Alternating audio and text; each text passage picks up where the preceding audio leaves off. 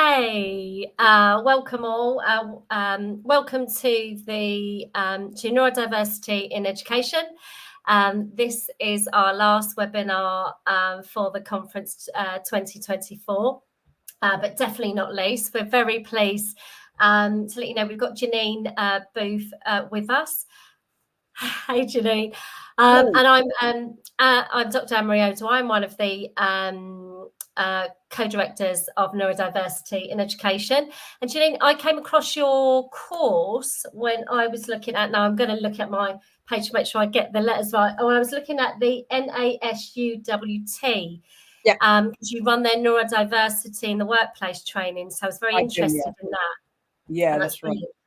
And you've worked a lot, you've worked with the TUC, and were you part of their committee, is that correct? No, I used to be on the TUC Disabled Workers Committee. So my background is that for 26 years, I worked on London Underground as a station supervisor.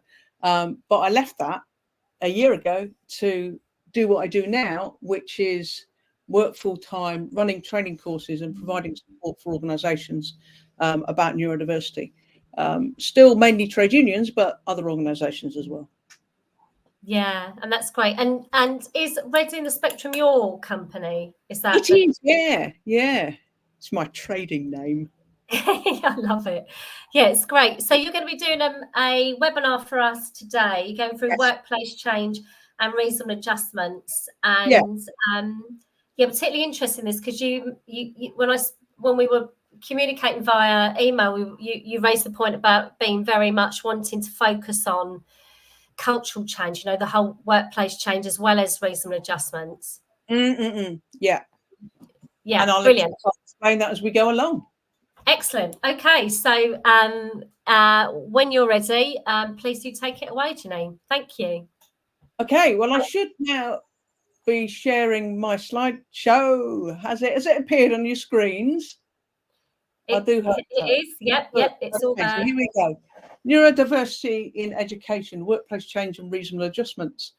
And I guess the first point to make is, why mention both of those things? And the reason I mention both of those things in the order that I do is because a lot of people's go-to place about how to make work, whether that's an education workplace or any other workplace, more neuro-inclusive, more accessible to them, is to think about reasonable adjustments just for the individual. I want you to start thinking of that as plan B, because plan A is to change the whole workplace and make it inclusive and accessible so that individuals don't need adjustments. So what we're going to do over the next hour, we've got a lot to fit in. I'm going to do it in 5 sections, and after each section there'll be a chance for people to make comments or ask questions. So if you've got something you want to say, then stick it in the chat or get ready to put your hand up when the slide comes up saying any questions or comments. So 5 sections of these. First of all, we're going to talk about neurodiversity and the social model of disability. And we're going to talk about how workplaces disable neurodivergent workers and how to make workplaces more neuro-inclusive. Then we're going to talk about workplace change and reasonable adjustments. Then we're going to see what the law says about reasonable adjustments. And then we're going to just go through a few tips about asking for the adjustments you think that you need. Okay, so the first bit, neurodiversity. Possibly most of you might know what I'm going to talk about in the next 3 slides already, but bear with me just in case there's people who are new to the subject. The word, after all, is only 26 years old. So neurodiversity, short for neurological diversity, is based on the fact that human beings have minds of all kinds. So most people, we think, you never know, we might find out different over coming years. Most people are what we call neurotypical. That just means that's what most people are. So apologies to any neurotypicals in attendance that no one has yet come up with a more imaginative or descriptive term for your brain wiring. For now, we're just calling you neurotypical. People who are not neurotypical are neurodivergent, and they will have a minority neurotype, and we may have atypical ways of communicating, atypical thinking speed, atypical sensory sensitivities, atypical learning styles, and various other atypical traits. And minority neurotypes include dyslexia, ADHD, dyscalculia, autism, and loads more. There is no definitive list. It is just anything that differs significantly from what society sees as normal or typical. Okay, so I want to talk about the medical model and the social model of disability. Some of you might have heard of this already. Some of you might not have done. If you haven't heard of it, be prepared to have your mind turned inside out. But this is an immensely powerful way of looking at disability, including looking at neurodivergence. So there are different ways of understanding disability that are referred to as models. And there's loads of them, too many of them possible to cover here, but I want to focus on two because well, one of them's the best one and the other one's the best contrast with it. Okay, so I want to focus on the medical model and the social model of disability. Okay, so the medical model, this is, if you like, the way we was all brought up to think about disability. Okay, so it's a traditional way of seeing disability. It sees the impairment as the cause of disabled people's disadvantage. Kind of basically says there's something wrong with you, and all your problems come from that, and therefore disabled people need to be treated or cared for or cured or pitied or segregated. And although some of the rougher edges of this have been kind of smoothed over by a few decades of enlightenment and campaigning, it does still dominate political and legal decision making.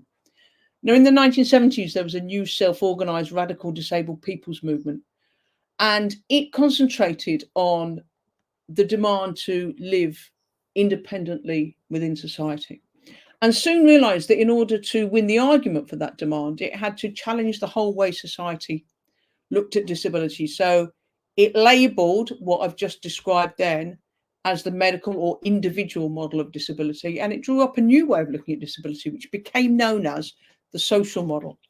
And here's the difference, okay? The social model distinguishes between impairment and disability. Impairment is a trait or a shortfall in functioning. It is the thing that's wrong with you, if you like. But disability is the difficulty caused to people with impairments by barriers that society puts in their way. And for neurodivergence, I think we need to tweak that a bit and say that neurodivergence may not be impairment, but neurodivergent people still face disability. Okay, so you might be thinking, hang on, my brain's atypical. There's nothing wrong with it. Well, we're not saying there's anything wrong with it, but it's different from what is seen as typical. Means that a society that doesn't accommodate it still does disable you. So, to my mind, the social model, as well as being more progressive and more accurate, is also actually more practical, because what it says is, well, what you need to do then is you need to identify these barriers and remove them. Now, the barriers, they can be physical, they can be attitudinal, they can be sensory, they come in all sorts of different forms. But here's an example, just to illustrate this, right, of how both of these two models, each of these two models might describe, say, an autistic person or autistic people. So a medical model approach might say, some people have a disorder called autism, which is a disability and causes them various problems. Whereas a social model approach might instead say, autistic people have atypical brain wiring. Society does not accommodate this and can distress autistic people. Society disables autistic people. So what you can see there is you can see contrast and similarity, can't you? So both of them would say that autistic people are disabled. Where they disagree on is what disables us. So a medical model approach would say that our autism disables us. A social model approach would say a society that doesn't accommodate the way we think is what disables us. So let's look at the difference between these in a kind of workplace setting. Okay, so I want you to imagine that you are a dyslexic education worker, and you are having some difficulties at work, and you've gone to see your manager. And there's you and your manager there in that picture. And the manager's going to try to be helpful, because apparently some of them do try to be helpful. Okay, now the manager might say, tell me how your dyslexia causes you problems at work. Now that sounds quite a helpful question, doesn't it? Okay, trying to be helpful. But that's a medical model way of looking at it. So what would be the social model way of looking at it? It would be to ask, tell me how work causes problems to you as a dyslexic worker. Now, on first glance, that difference might appear semantic. I don't think it is, because in the first version, tell me how your dyslexia causes you problems at work, you're going to be saying things like, well, my spelling's dreadful, and I take ages. It takes ages for me to read anything. You're basically just sitting there slagging yourself off. And it doesn't help you and the manager find a solution, because no one's going to stop you being dyslexic. Whereas the social model approach, when they say, tell me how work causes problems to you as a dyslexic worker, you can say things like, well, you know that management bulletin you put out every Monday morning in 9-point Times New Roman? That's really hard for me to read. And you know you only give me the documents for the meeting 10 minutes before it starts. That's not long enough for me to read it. So as you can see, you're describing similar problems, but you're explaining how the workplace causes them rather than how your brain causes them, which is just as well, really, because you're not going to change your brain, but you can change your workplace. So this is the first point at which we pause and say, has anyone got any questions or comments on what we've mentioned so far?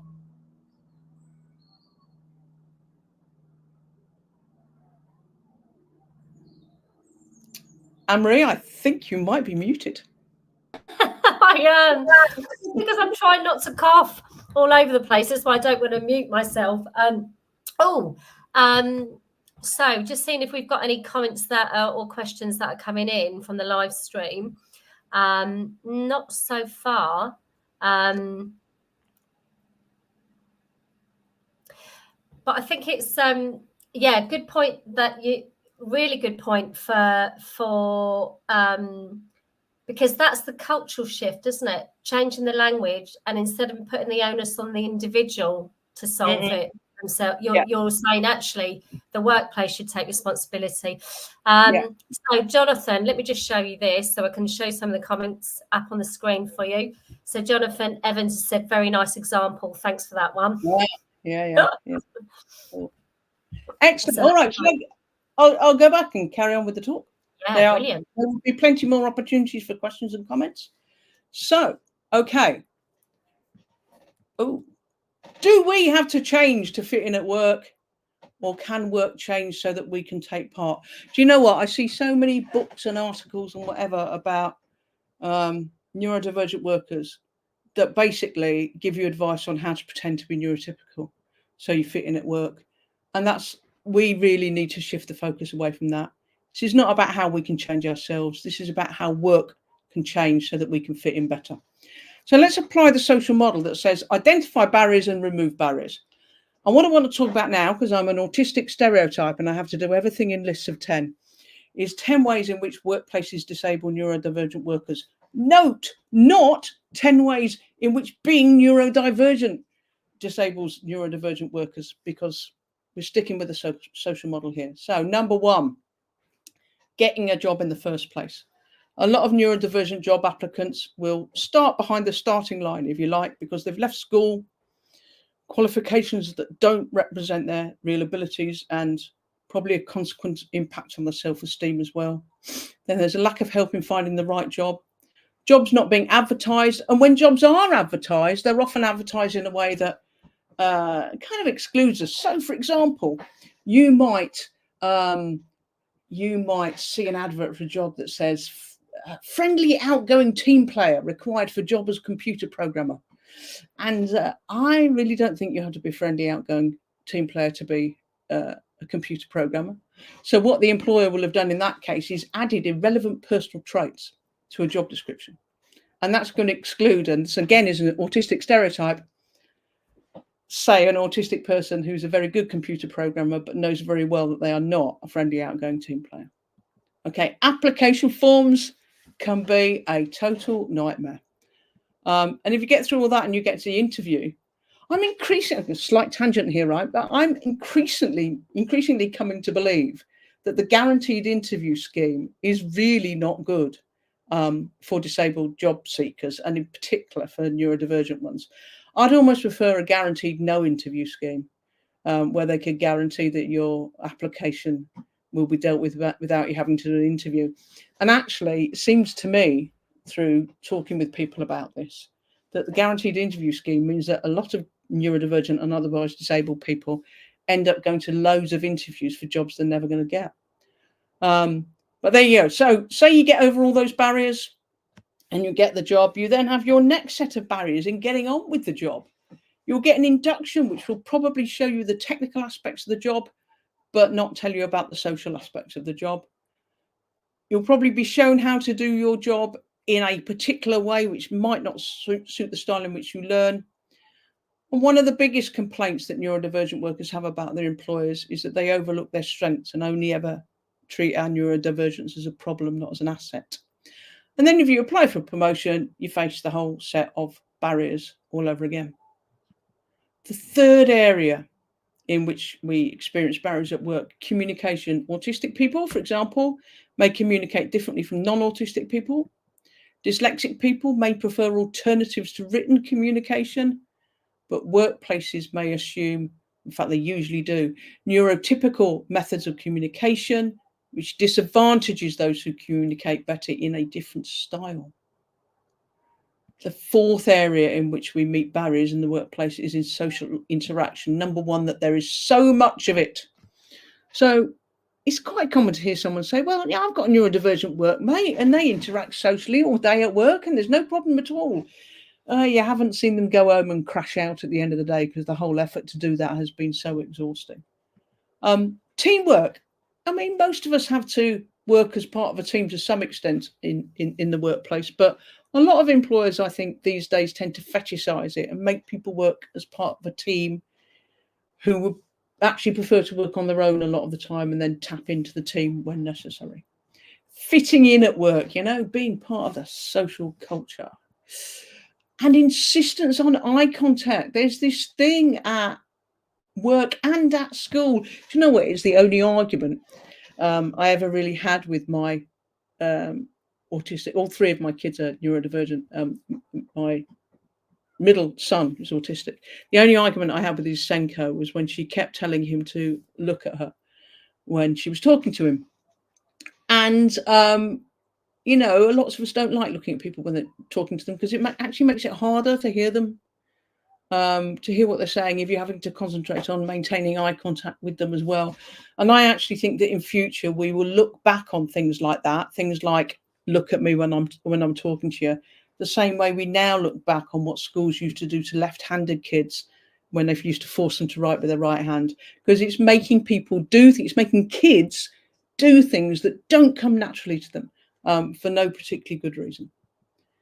Then we have sensory issues. So workplace environments are usually geared to typical sensitivities, causing distress to people with intense or unusual sensitivity to bright lights or darkness, colour, sounds, textures, heat, cold, or who find it difficult to work in conditions which are overstimulating, cluttered, busy, congested, or cramped. Number 6 is in organising work, because although not every workplace is a factory anymore, a lot of them, including some educational workplaces, act as though they are and expect everyone to work in exactly the same way at exactly the same speed. And that can create barriers in terms of distractions, interruption, time management, pace of work, and perfectionism.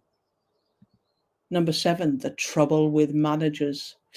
So a lot of managers, including senior leadership teams in education, don't know as much as we'd like them to about neurodiversity.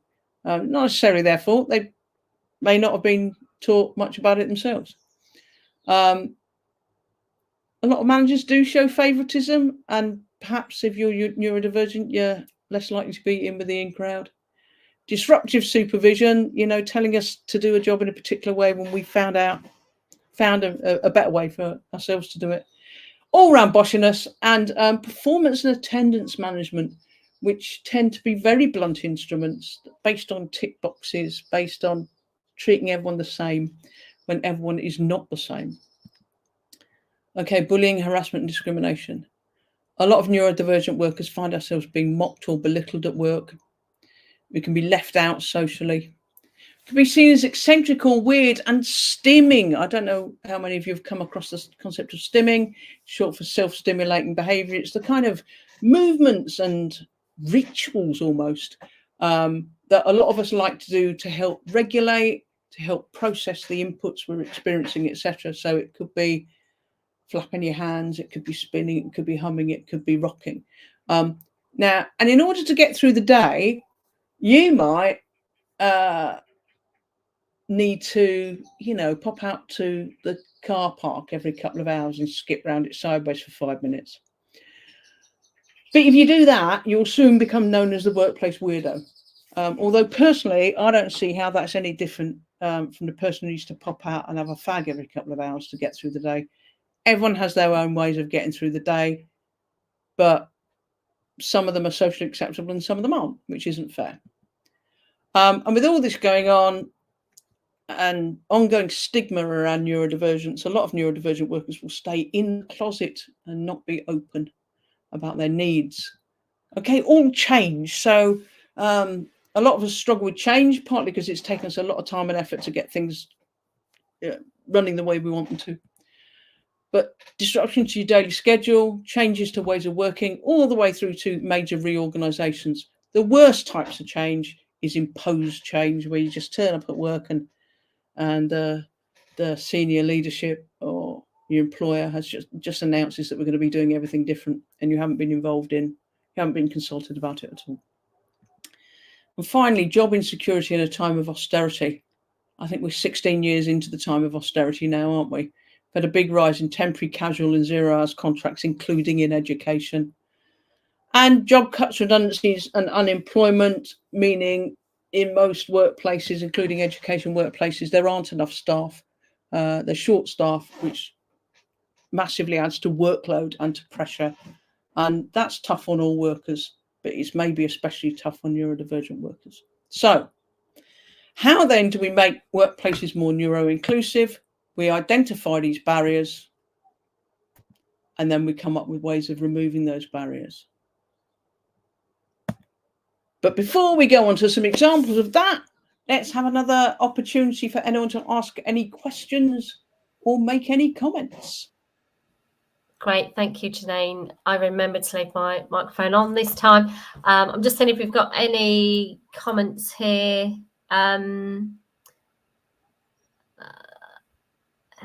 We've got some comments here, just some observations about.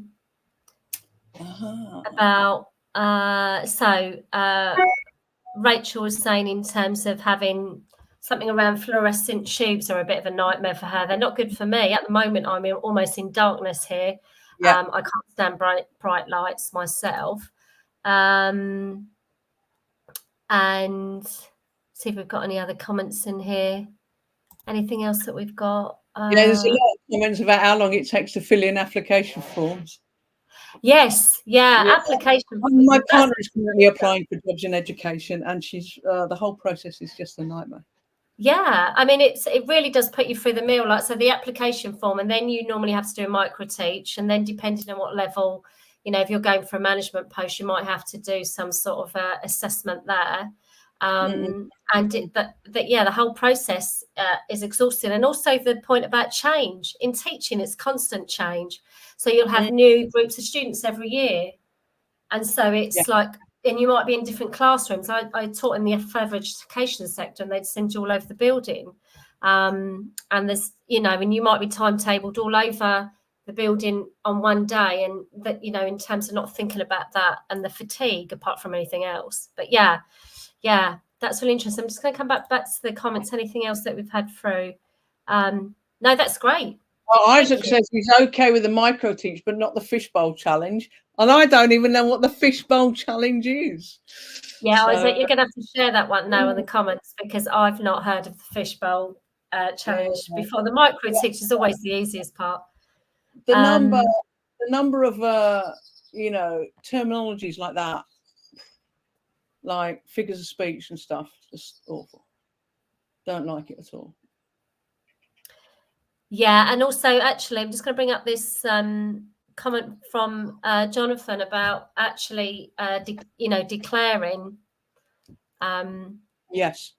neurodivergence as well, Mm-mm. particularly in education, whether it be a safe space. There's a lot of research out there which would question, whether it is actually a safe thing to do. Yeah. And So that, yeah, I've got to point out Brooke's comment as well, because I was just having this conversation with my partner a couple of hours ago about how sick she is of applying for jobs and uploading her CV and then being made to fill in the form which asks for information they could have found on your CV. Yes. So yes. you're having to do everything twice. Yeah, absolutely. Great. Well, thank you all for your comments. Okay. We'll keep going. Let's go Thanks, back to then. All right. So workplace change and reasonable adjustments. So that's a planner there, that fellas, because I want to convince you that plan A is to make changes to everyone and plan B is adjustments for individuals. Because actually, although reasonable adjustments for individuals are really important, they are in a sense of their evidence of failure, because what they show is that there was something that needed adjusting. And the thing that needed adjusting wasn't accessible and wasn't inclusive. So the ideal is that we get accessible, inclusive workplaces, not just physically accessible and inclusive. By workplace, I don't just mean the building. I mean the terms and conditions under which you work, the sensory environment where you work, the way you're treated by your bosses, the way things are run, all that kind of stuff. So let me give you an example of what I mean, okay? In this example, Mishti is dyslexic. And the notices in her workplace are in 10-point Times New Roman, which is hard for her to read. Now, there are two things that the workplace could do. There's actually three things, but one of which is do nothing, but we're not even going to consider that, right? There's two possible routes for change. Route A is that following representation by Mishti's trade union, the employer agrees to produce all workplace notices in 12-point Arial, which is easier for dyslexic people to read. Or option B is the employer keeps the notices as they are, but as a reasonable adjustment agrees to print an extra copy of the workplace notices for Mishti in 12-point Arial. Now, I hope everyone will agree that option A is much better. And it's much better for various reasons. The main one of which really is that option B only helps Mishti, whereas option A helps everyone, helps all the other dyslexic workers, including the ones who haven't come forward, including the ones who don't even know they're dyslexic. It helps workers who might find 12-point Arial easier to read than 10-point Times New Roman for other reasons, for example, visual impairment. And it helps the dyslexic workers of the future who don't even work there yet, but will now be able to turn up and work and be able to read the workplace notice boards, which they weren't able to do before. And also it just means that Mishti doesn't have to say, hello, over here, I'm different. I'm dyslexic, please treat me differently. Because there's a lot of stigma still around asking and neurodivergent and other disabled workers being perceived as wanting special treatment when we ask for adjustments. Actually, we just want the workplace to be inclusive and accessible. Okay, so I'm going to give some examples here of areas where those barriers that I described, how that might occur in an education workplace, what overall changes we could make, and what adjustments we could make for individuals. Because I'm not going to argue that there is no place for adjustments for individuals. There is, because our workplaces aren't accessible yet. I'd like us to get to a point where our workplaces and jobs are accessible so that individuals don't need adjustments. But until that happens, which is, it's not going to be next week, is it? Until that happens, adjustments for individuals are important. And after this section, we'll focus in more on those. So heavy workload. Heavy workload is a massive barrier in education. It is one of the biggest complaints and bugbears of education workers, is that workload is just unreasonable at the moment. So what would be great is if there's a manageable workload for all staff. But if you can only get an adjustment for an individual, it'd be a manageable workload for that individual. A change that would benefit everyone is adequate staffing levels, just employing enough people in the school or college or whatever the educational setting is. But if you can only get adjustment for an individual, it might be about reallocating tasks within the workforce so people can play to their strengths. Shorter standard working hours without loss of pay. Controversial. This would be great if people didn't have to work such long hours. British workers work the longest hours in Europe, pretty much. But if you can only get an adjustment for an individual, shorter working hours for that individual. To have a general policy that people have plenty of time to read and complete tasks. But, until that happens, an individual might need an adjustment of extra time to read and complete tasks. Sensory distress is another one that we looked at. So distressing lights, for example, fluorescent lights, already been mentioned, okay? Wouldn't it be good if every school and college and educational setting replaced all its fluorescent lights with full spectrum lighting? Full spectrum lighting is a kind of generic term for the type of artificial lighting that most closely mimics natural lighting. Even better if it was dimmable, so you could control the level in your classroom or at your workstation, etc.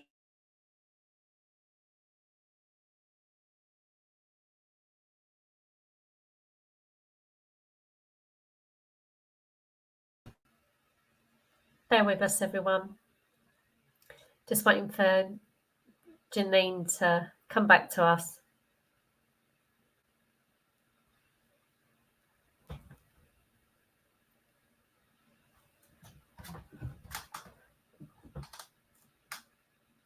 While we're waiting for Janine to join us, maybe just have to think about some of the points that she's raised, and if there's any other comments that you wanted to, or observations you wanted to share, please do.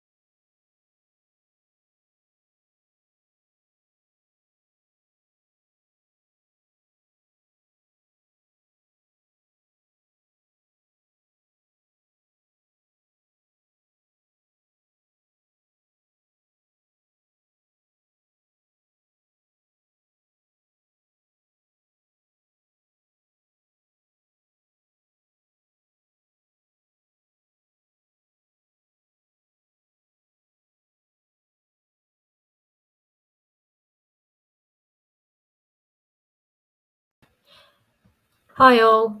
Glad to hear that you're enjoying the session. Just bear with us. I think it might be just some pesky internet problems. Bear with us.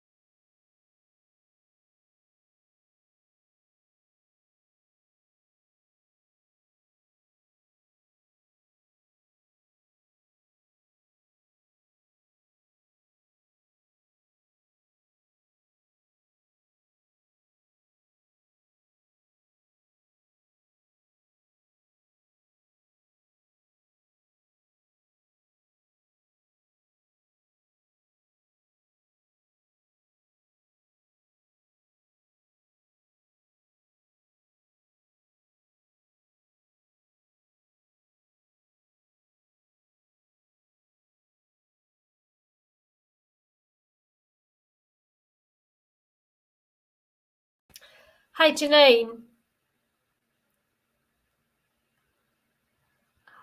Back in, so I've come back in on my phone. And I don't know whether I'm going to be able to share from my phone.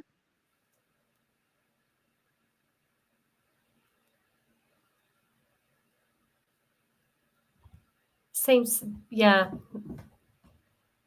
There seems to be a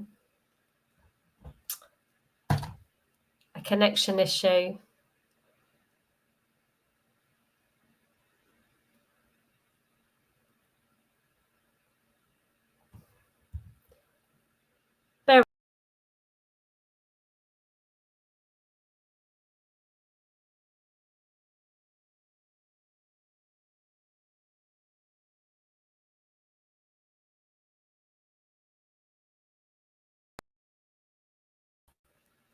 Hello. Hello. Hello, I'm back. I'm sorry, I got chucked out. Oh. So I'm back. I'm back on my phone, which means I have to take my glasses off. And I'm not sure I'm going to be able to share from here. But I can still talk about the issues. Yeah, I mean, I can. Did you want me to share? Have you sent me the PowerPoint? And I don't mind you saying click, click, click. I'm quite happy to be there. Yeah. I don't want to commit myself to something that's going to take bloody ages. That's the thing. Well, you can whiz it over and we can try. If not, you can talk us through it. Yeah. Well, what we could do is, so we were talking about different workplace changes, weren't we? And let's see if people have got any questions or comments about workplace changes that they have asked for, or reasonable adjustments they've asked for, what has benefited them, what hasn't, etc. And while you're talking about that, I will listen, honestly, but I'll fiddle with me stuff as well, and I'll see if I can get the display back up. Is that all right? Yeah, that's great. We asked we posed some questions about people think about, the presentation so far, and in terms of if they've had any asked for any particular reasonable adjustments or anything like that. I mean, I can start off. I asked for 2 screens. That's made all the difference for me, and I think actually that's something that's an example of that kind of inclusion, because I look for many people, having 2 screens is going to be a great aid. So if staff rooms, classrooms and offices could just have it as standard, it would just make it so much easier, and then you wouldn't need to request that as a reasonable adjustment. I see that would fit in as something more of the kind of inclusion example. I don't know if anyone's got any others. So Jonathan's just technology and assistive stuff. So rather than individual dyslexic workers having to ask for Dragon software on their workplace computer, maybe all the workplace computers could have Dragon software installed. Yeah, absolutely. Yeah, or another software so that works. Yes, Isaac. Can you hear me? Yeah, Isaac's one of our co-directors, Janine. He's going to just join in the conversation. Hi, Janine. Isaac here. I want to add to what Anne-Marie just said. For myself at my workplace, what I did the access to work, and the school accommodated me with that, and I was able to get a double or triple screen, a portable one. Oh, nice. So because we use laptops in school rather than standalone computers, so I can then carry that around to every class I go to. I can just prop it up. It's a one connection, just plug in and play, and I get 3 screens. So I can obviously have all my millions of different tabs open, but I have 3 screens I can use. That's really been useful. And part of that also, with the access to work, I was able to get Grammarly, MindView, that kind of stuff that I can use in school. So maybe, it would help if teachers knew they could do it through school, and if the school is accommodating, they could help them with the access to work. And the school will pay for the items. Obviously, they can claim it back from access to work, can't they? Yeah, I mean, the access to work. The only thing is that there's quite considerable delay at the moment, but it's a very good initiative. Yeah, Yeah. And we've got some other suggestions from Jonathan Evans. He has suggested that he had, one thing I saw was allowance to miss some morning meetings. I mean, and that's a good one, or record meetings. Particularly for teachers, that's probably a prime time when you can be doing preparing lessons or doing marking. Could those meetings not be recorded? That's something to think about. And Jonathan shared some other points to do with having an adjustable desk, and that they're all good things that make a difference. I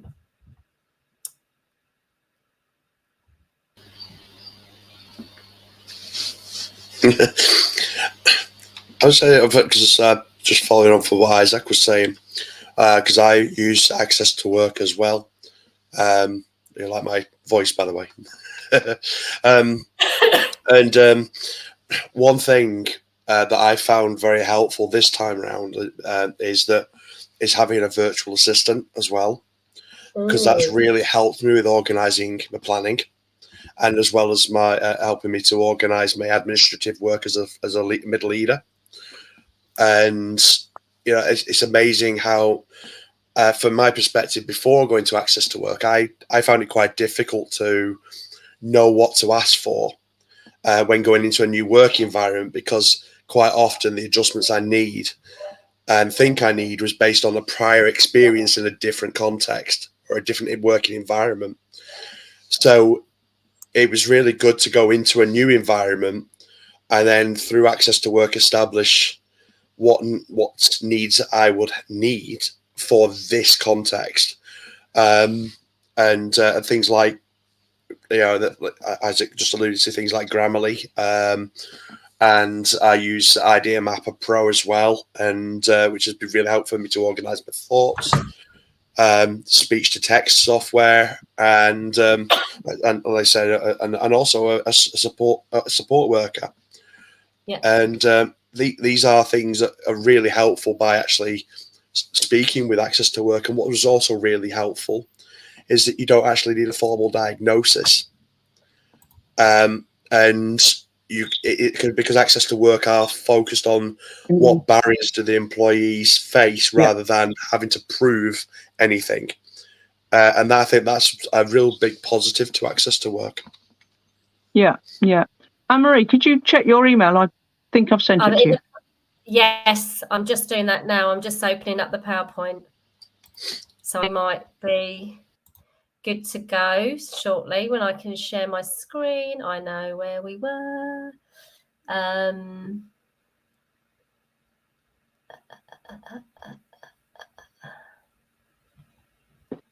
We're in the middle of the three slides that we're looking at: barriers, workplace changes, and adjustments. We've done sensory. Hang on. Do you know what? I'll just. That's the one we were on. That was the one we were on, with sensory distress. Brilliant. Okay. So what I'll do is I will present a share screen.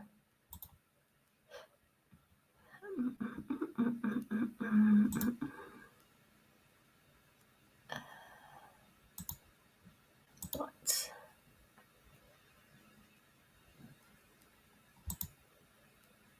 Oh. Where is the...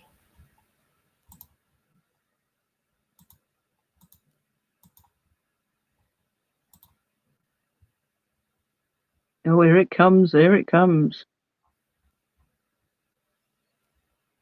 Is that going to work like that? It'll do. Let's go back. So that's not great because you can't see it very well, can you? Let me just... because it's not showing me. It's okay. I don't think we want to spend too much more time. Okay. With the tech faffing, do we? I'll zoom it in. Oh, yeah? Very good. Yeah. Okay. Nice. Okay. Yeah. Right. That's me out. Thanks, guys. So we need to go quite a long way further down. Yeah. Okay. Yep.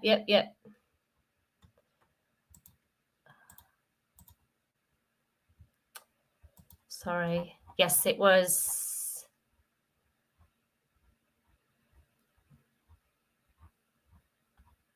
It was here. No, further on.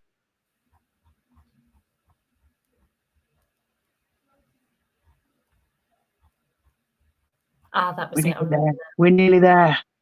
That's where we were. Okay, so yeah. So similarly, looking at recruitment and promotion, then we've got barriers including irrelevant personal traits in your job specification. So with the changes we want is for those job specifications to include only job requirements, not irrelevant personal characteristics. Written exams, if you must have them, not quite sure why you must, but they could be in dyslexia friendly layout, but individuals might want extra time in exams, tests and interviews. Thinking time for questions. Now this is quite an interesting one, okay, because it's becoming more popular for autistic job applicants to say, excuse me, as a reasonable adjustment, could I have the questions in advance? Okay, but that, which is perfectly reasonable, thinking time, because, you know, it's not your fault that interviewers judge you for pausing for 2 or 3 minutes before you give an answer while you think it through. However, some employers will respond by saying, well, that wouldn't be fair on the other applicants. And I kind of think, well, I didn't ask you not to send them to the other applicants. Why not just send everyone interview questions in advance? And if they did that, then no one would have to ask for it as a reasonable adjustment because it would just be happening anyway. Personality testing, situational judgment tests, psychometric tests, I think they're awful.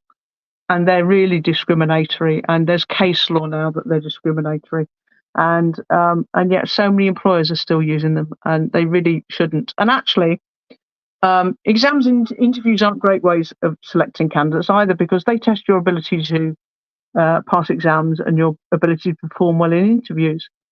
Probably the best way of checking whether someone can do a job or not is to get them to do the job and to show you. Okay, can we move on to the next slide? Oh, it's any questions or comments, but we've just done that. So we'll move on to the what does the law say bit. All right, this is where you get to find out what your rights are. Next slide. So your employer must make reasonable adjustments for you if you are disabled and you are at a substantial disadvantage compared to people who are not disabled due to a rule, provision or other working arrangement, which is known by the legal jargon people as a PCP, a provision, criterion or practice.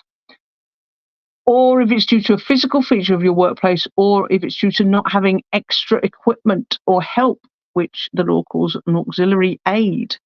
Next slide.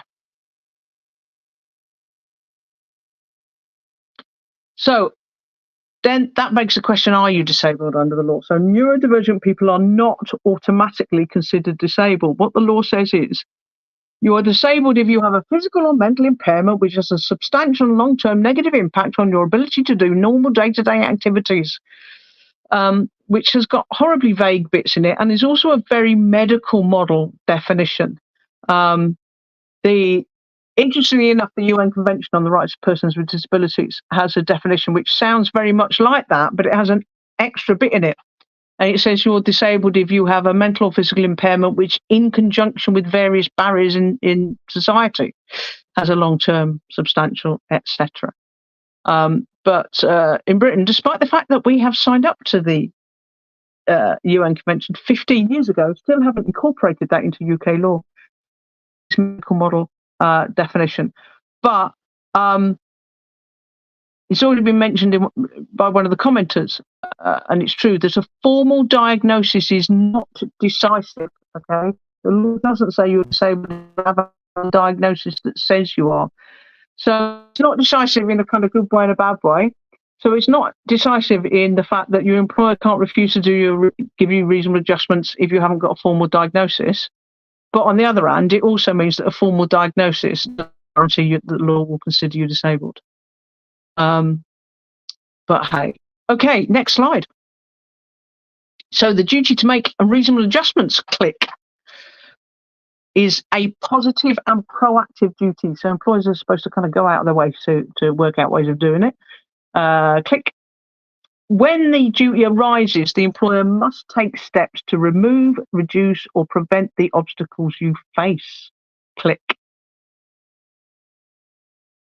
Your employer only has to make reasonable adjustments if they know or could be reasonably expected to know that you're disabled and are disadvantaged because of it. Okay, click. Reasonable adjustments they can be changes to policies, they can be changes to working practices, they can be changes to physical layout, they can be providing extra equipment, they can be providing extra support. So, you are entitled, if you're disabled, by law to reasonable adjustments. That doesn't mean you're entitled to any adjustment you ask for. It means that the employer's only defence, only legally viable reason to not making an adjustment you ask for is that it's not reasonable. So a tribunal would then have to adjudicate on whether it's reasonable or not. What this depends on is how effective the change will be in avoiding the disadvantage you face, how practical the suggested adjustment is, how much it costs, the employer's resources and size, and the availability of financial support and access to work has already been mentioned there. Click. So, important point, your employer has to pay for the adjustment. Click. You don't. We have had employers who still seem to think that telling people to go and buy a piece of equipment is a reasonable adjustment. It's not. They have to buy it. Okay, next slide. Worth pointing out that if you are an agency or contract worker, for example, a supply teacher, then this right applies to you as well. You're employed by one organisation, the agency, but carry out your work for another, for example, a school, and click.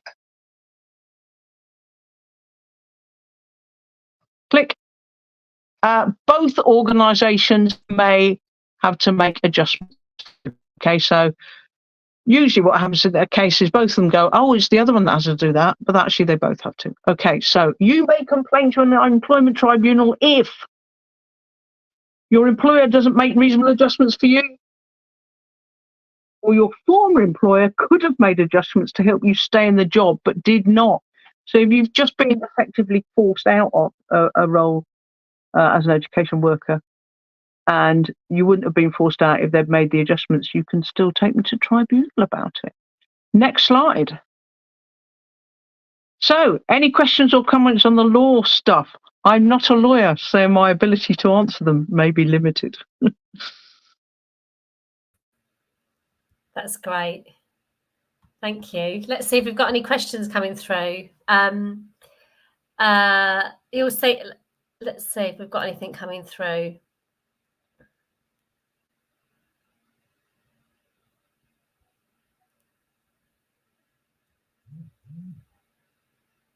Any thoughts on that?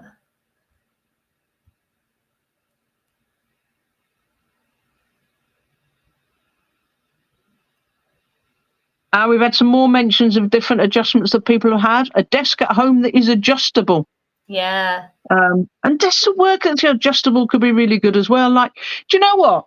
Schools and workplaces are both really bad for what I'm about to say. And schools that are workplaces probably doubly as bad, actually, which is making people sit down for hours on end. I mean, Lord knows how kids are supposed to concentrate through lessons and how we're supposed to concentrate through meetings and stuff. And actually, they make you do a lot of work sitting down that you could do standing up. And I think people should be allowed to move around. If they have to work at a desk, standing desks that you can stand at, or then you can lower that to sit at, etc., meets the need for movement.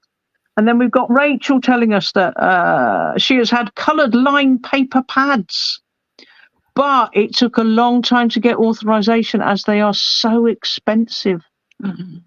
Yeah, there's the supply companies don't miss an opportunity to make some money out of your needs, do they?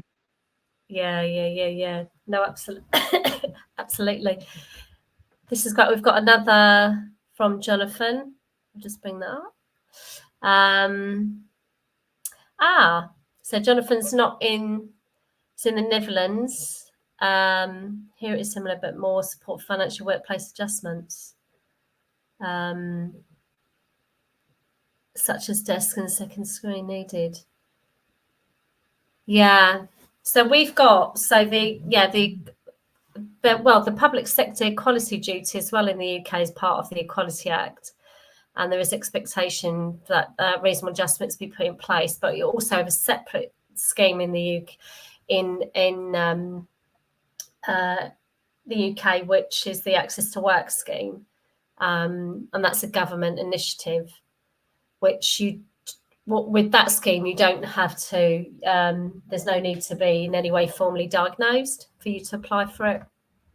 But it's just a very, in principle, it's a great scheme. It's just in practice, it is heavily under-resourced in terms of there's quite considerable wait time. So I applied for the Access to Work scheme in March. I know somebody applied in January and they still haven't had anything back from it. So, but it's a great scheme when you can get it through. I don't know if you can hear me, but I'm back. Oh, look, I've popped up on the screen again. I'm back. I'm like a bad penny. It keeps on kicking me out, but I keep on coming back.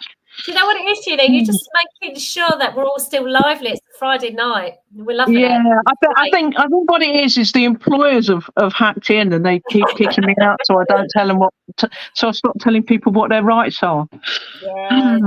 So we've only got a couple of minutes left, so should we just do the last bit, which is just some tips on asking for adjustments? Brilliant. Next. Here we go. So get ready, preparing yourself to ask some adjustments. Talk with your trade union rep. They should be able to help you. So with their help, work out what adjustments you need. So I find it useful to work out what the barriers are and then what measures would remove the barrier. So what's making it difficult for me to do my job? How can that be changed? Plan how you're going to ask for the adjustments. And then prepare to explain the following 3 things to your employer. That you are disabled, they might not know. How you are disadvantaged, so what it is about the workplace that is making it difficult for you to do your job. And thirdly, that the adjustment that you want is reasonable. And then go ahead and ask. So here are some tips on asking for your adjustments. You might want to ask the employer to respond within a certain time, maybe 7 days, maybe 14 days, something like that. Keep all the correspondence, all the emails, stuff like that. Keep them all in a folder. If the employer asks to meet you, you can take your trade union representative or other companion. So you have the legal right to take either a trade union rep or a workplace colleague to accompany you at a meeting to discuss reasonable adjustments. And keep notes of any meetings or conversations and send an email confirming what was said. So if you have a verbal meeting with a manager who says, yes, we will get Dragon software installed on your workplace computer by the end of this month, okay, then email them straight after saying, thank you for meeting with me today and agreeing to install Dragon software on my workplace computer by the end of the month. Because then it's down in writing and the ball's in their court to, deny that they said it. Okay, next. And follow up if the employer misses the deadline. And I think that might be the last slide. Do you want to click and we'll find out? Oh, look, any questions or comments? So yeah, given that we're near the end of the webinar, any questions or comments on that bit or anything else we've discussed, I think? Yes, I've got a question. So, what advice would you give, Janine, if a teacher has spoken to their union and their employer is not putting their reasonable adjustments in place, and the union member is feeling that they're not getting sufficient support from their union either? What's the next step? So I have said several times during the webinar, talk to your union rep, get your union rep to support you. This is not because I think unions are perfect. I don't. I think it's because it's linked to the reason why I keep saying workplace change is plan A, reasonable adjustments for individuals are plan B. It's that if we can get things done collectively, then that's more powerful and it has more impact. The unions, I think, are getting better because they're doing more.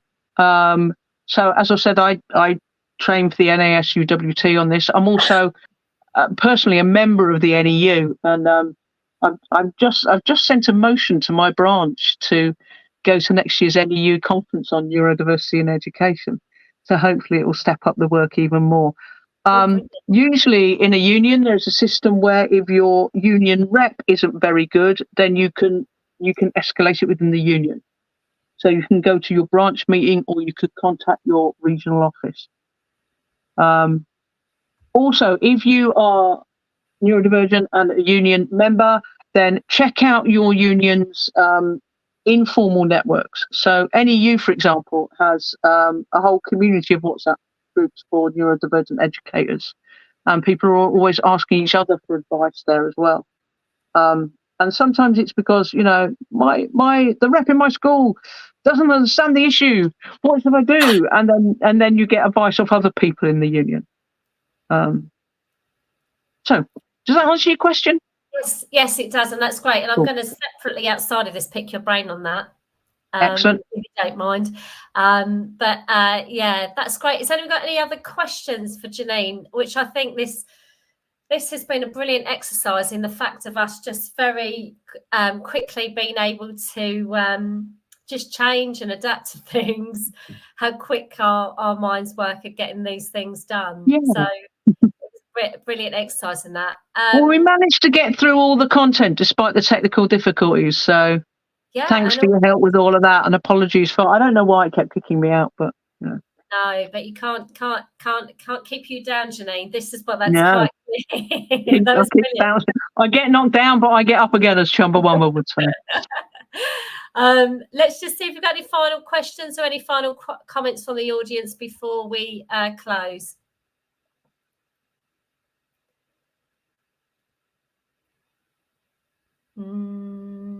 Oh, Jonathan prefers the haphazardness of the session. Excellent. I love it. Yeah. It was great. Simon has some digital tech called Remarkable 2, which has been very helpful. That I've actually put that's part of my Access to Work claim. Remarkable 2 tablet. They're meant to be really good. So Rachel asked how easy it is for self-employed people to get help with access, reasonable adjustments and equipment. And do you know what? I think it's time I found out because I'm self-employed now. But you should be able to. Yeah, definitely should be able to. It would be a matter of getting help via Access to Work and explaining that you're self-employed and therefore, you don't have an employer who can ask you to do these, who you can ask to get to do these things for you. On the other hand, if you're self-employed, you do still work for an organisation and they still have a duty to make reasonable adjustments for you. So I deliver training courses on neurodiversity for trade unions, employers, charities, various organisations, okay? If I asked them for a reasonable adjustment, they would have an obligation to do it. So if I said, I don't know, think of an example. Yes, you must host the training course in a room that doesn't have fluorescent lights, that has full spectrum lighting. Then they, because I'm working for them, they still have an obligation to make a reasonable adjustment. So the right to reasonable adjustments applies to all workers. And without going into too much technical detail, a worker is a broader concept than an employee. All employees are workers, but not all workers are employees. So you can work for someone without being directly employed by them. They still owe you a duty of reasonable adjustment. Yeah. That's good. That's good to know. Yeah. Brilliant. Thank you, Janine. And Jonathan's I'm just going to put this up because I think it's quite a nice comment. don't underestimate the capability we have to embrace change. Absolutely. Yeah, And and that's it depends whether it's good change or bad change, doesn't it, really? Because sometimes you get employers saying, oh, you're so resistant to change. Well, yeah, but when the change involves shutting down a department or getting rid of half the staff, then, yeah, we are resistant to it because it's not a good change. It's not an improvement. Yeah, I would think that he might have been in terms of our ability to adapt to the change of things changing around tonight as well. Yeah, that too. Yeah. But that's brilliant. Have we got any final comments at all? Well, that was brilliant. Thank you so much, Janine. That was really helpful. Isaac says he uses Kindle Scribe instead of Remarkable. Yeah. So there you go. Yeah, that's something to look at. You've said that to me before, Isaac, actually. Yeah, that's I'll have to look at that one as well. But that's been so useful, and lots of really good kind of takeaways as well. That's something people go away with and do something, tangible with that information. That was really, really helpful. Thank you. No worries. So a lot of that information and a lot of other information about work you can find on the Reading the Spectrum website, which is readingthespectrum.co.uk. It's got lots of information about the courses that we run, but also particularly if you look in the blog section, there's lots of information about workplace issues. Yeah, I had a look today, actually. It's really helpful. I definitely recommend it. But yeah, so thank you very much, Janine. Thank you for your time. Brooke said thanks. It was a great webinar. Thanks, Brooke. And this will all be live. You can watch it back. Fantastic. Amazing. And I'll be in touch. Edit out the embarrassing bits about, when the tech failed us. It's all good. So thank you very much, and thank you to the audience for being so engaged. We've had lots of engagement on this session, considering it's like 7:30 on a Friday evening. That's brilliant. Obviously, testament to you, Janine. Thank you very much, and thank you everyone for your patience when we had our hiccups. Yeah, no worries. Okay then. Thank you very much. Thank you, everyone, for listening. We are so Janine's going to leave us now. We're going to, the directors are going to come in and we're going to do a little closing, not closing ceremony, just a little close. So thank you all.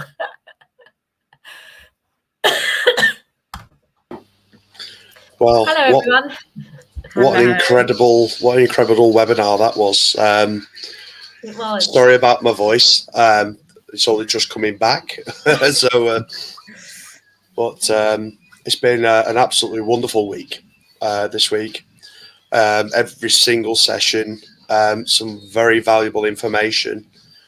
And I don't know about yourselves, but I just found there are a lot of co-occurring themes happening throughout all the different focus points of neurodiversity in education.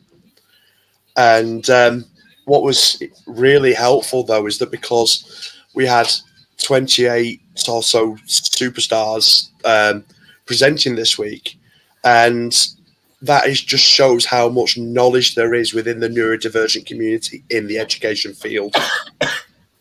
And it's really important that knowledge is tapped into, and that's just 28 of us. The workforce, there's going to be loads. And I think that I've always been a believer that, understanding that lived experience and that knowledge that can be drawn from it from neurodivergent educators can be tapped into to improve the quality of teaching and learning and prospects for our children and young people. And I think that is such a powerful sort of, I don't know if it's the right word, but that kind of like an undertone or thread through the sessions. What do yourselves think?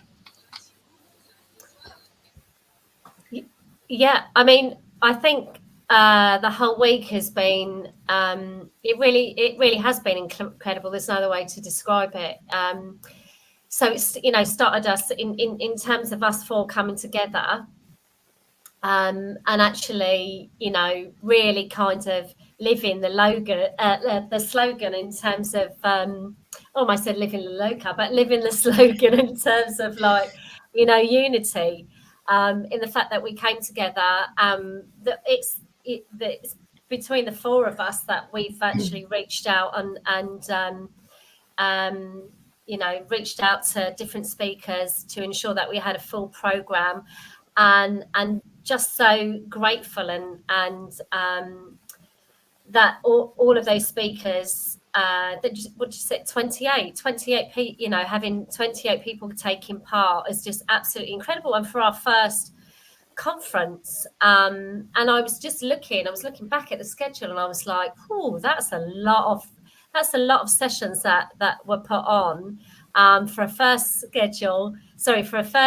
conference. First schedule was part of the conference, for all four of us where we're working. We're doing this as on top of our kind of like day job, so I think it's been a real kind of mighty effort. And also what my kind of key takeaways have been is just the whole kind of the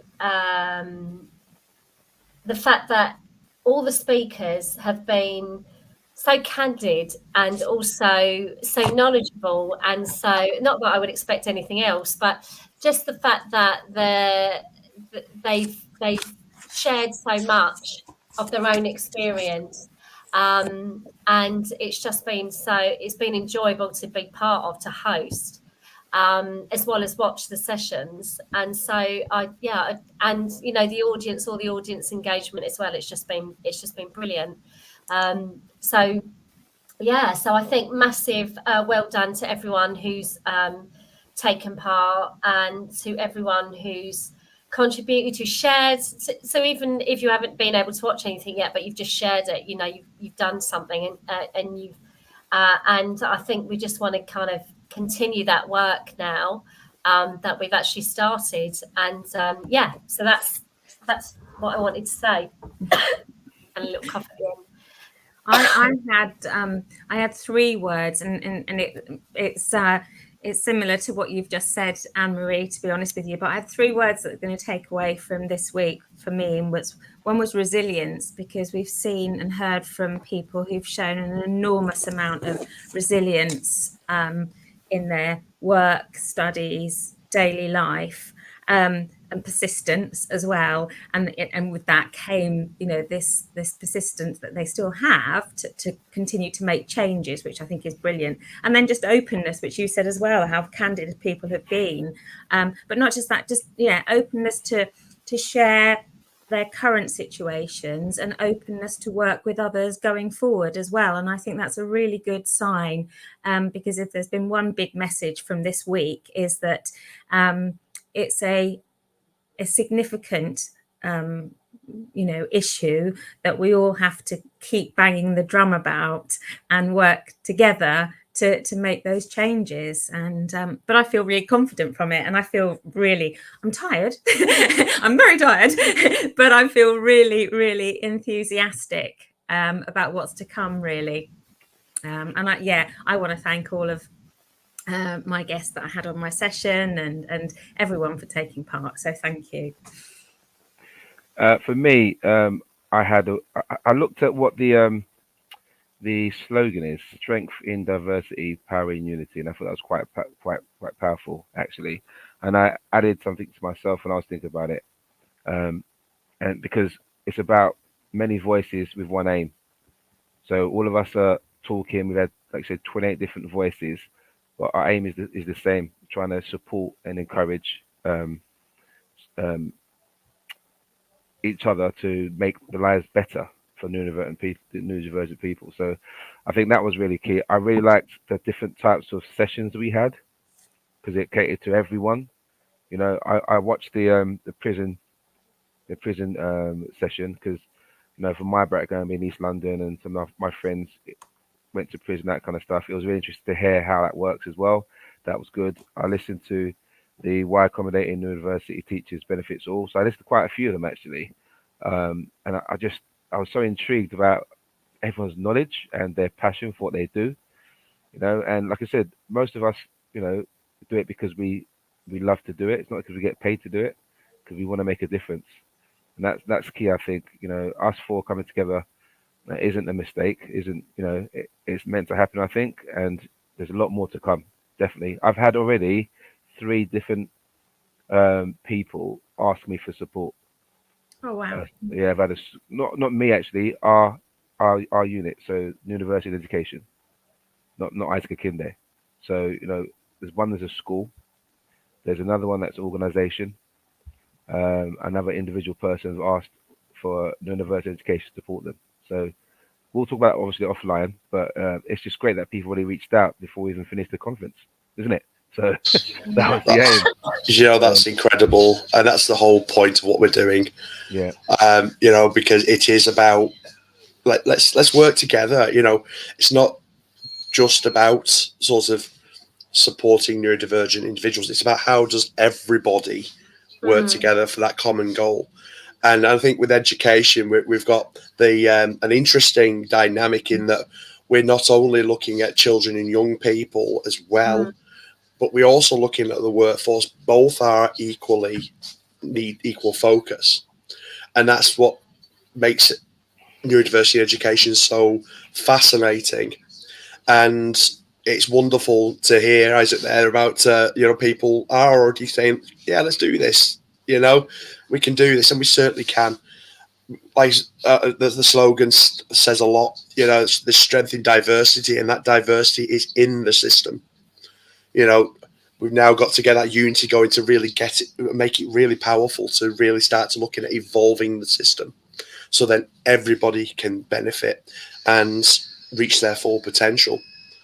And I want to say firstly as well, from a personal perspective, given my week I've had with this illness, you the 3 of you have been great, absolutely incredible. And not for those watching here at the moment, not just what you see in the on the pre-recorded videos and the lives, but the amount of work that these 3 have done in the background is significant this past week, when we've been adapting to each other's things. And we just show that, you know, we are a team of neurodivergent individuals, and, you know, we work together as a system. And it's, you know, hats off to you. You've been absolutely fantastic, and I'm very proud of you. So thank you. Simon, to be honest, hats off to you, because me personally, I didn't do any of the back end fidgety stuff, where when we were talking, you was able to, you know, put people in, take people out, even when you're half dead on your bed. So, you know, hats off to you definitely for, you know, really, you know, going through it. And Anne-Marie as well, cough, you know, still getting through it. So, you know, I think there you go. I think all of us deserve, you know, some applaudits. But, you know, and Rachel again jumping in when's needed. So everyone's played their part, to be fair. So it's been a good work between the 4 of us. Yeah, absolutely. I just wanted to also say thank you to Jay Ahmed, who did our initial marketing. So he was on board with us doing some of those things as well. But yeah, it has really been a real joint effort from all of us just to like work together, and we've been very active, like on WhatsApp as well, making sure that everything is all ready. But it's been a pleasure, and it's been exhausting, but it's been like. But even though I've been ill, I've actually felt better when I've been hosting. When I've not been hosting, as soon as we turn this off, I'll like crumple to the floor and cough everywhere. But actually, when you're on, you're just buzzing. That's how I felt after the teacher panel. I was like properly buzzing until we done end stream, and then it literally it all got worse again. But yeah, very active our WhatsApp chat after the stream, wasn't it? It was brilliant. So the reflections and things. I've had 1 or 2 people ask me how long the recordings are going to be available for. But I mean, I'm guessing as they're on YouTube, there's no limit to it, really. Forever. Actually, it does lead me on nicely. the conference page as it is right now is going to now turn in. Well, not immediately because we're going to have to take a few weeks off to recuperate. But it will turn into a resource page soon, and that will be a permanent resource from this point onwards. Brilliant. So hopefully that answers the question. Lovely. Thank you. Right. Brilliant. Okay. So just to finish off there, then it's absolutely brilliant. We're going to take some time out now, aren't we, to recuperate and get back and debrief in a few weeks. And I think, given the response we've had this week so far, let's do this. It can be done. Yeah, definitely. What I'll also say is those who are listening, if you want any support and advice, send the email, connect one of us. Even though we're not physically around, we're still digitally around. Digital access is always 24/7. Even though we don't answer 24/7, we're there. So anyone who wants any support, obviously, we as a business, we're around. So please contact us and get involved with our network. Thank you very much. Brilliant. Yeah, brilliant. Take care, everybody. Thank you very much, everyone. All the best. Bye. Thank you.